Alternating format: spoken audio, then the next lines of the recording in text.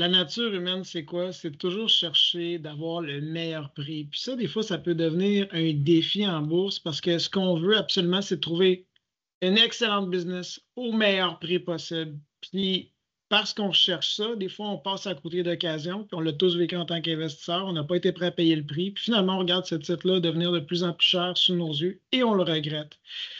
Donc, ce scénario-là, idéal, je ne dis pas qu'il ne peut pas arriver, ça l'arrive, mais je dis aux gens, quand vous trouvez une entreprise qui est vraiment, vraiment, vraiment pas chère, puis moi, après 20 ans, j'apprends toujours, puis je me rappelle ces points-là, quand tu as des grosses escomptes, puis que le consensus n'est pas avec toi, c'est que probablement l'entreprise est pas mal plus en mauvaise posture. C'est très rare qu'on va avoir raison. Puis si on fait une stratégie qui ferait, exemple, juste chercher des bargains, puis on pense qu'on est plus capable de séparer les bonnes des mauvaises occasions de tout le monde. Moi, je pense que la loi des grands nombres va revenir, puis finalement, on va commettre plusieurs grandes erreurs.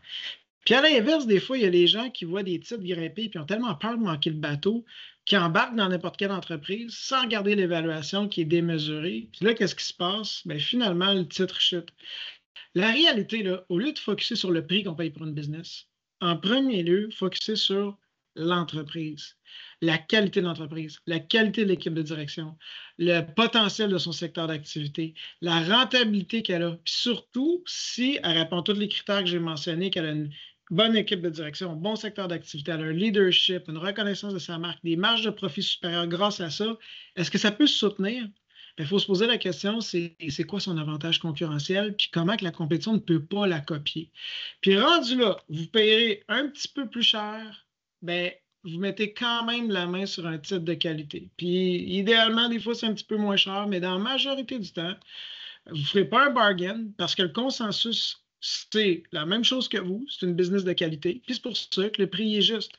Donc, quand on voit une entreprise qui est vraiment, vraiment pas chère, il faut être prudent parce que souvent, c'est trop beau pour être vrai.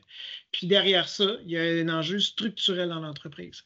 À l'autre inverse, c'est une très bonne business, mais c'est tellement cher qu'on paye que c'est déconnecté de la réalité. Puis à moins que cette société-là vive le scénario parfait, on ne va pas récupérer notre investissement. Ça peut arriver, mais la plupart du temps, ça n'arrivera pas. Donc, finalement, là, focusons sur les fondamentaux d'une entreprise. Soyons prêts à payer un prix qui est raisonnable. Puis c'est comme ça, je pense qu'à long terme, on fait plus d'argent à long terme en tant qu'investisseur, comme vous et moi, dans le marché boursier. Je vous remercie. On se dit à la semaine prochaine.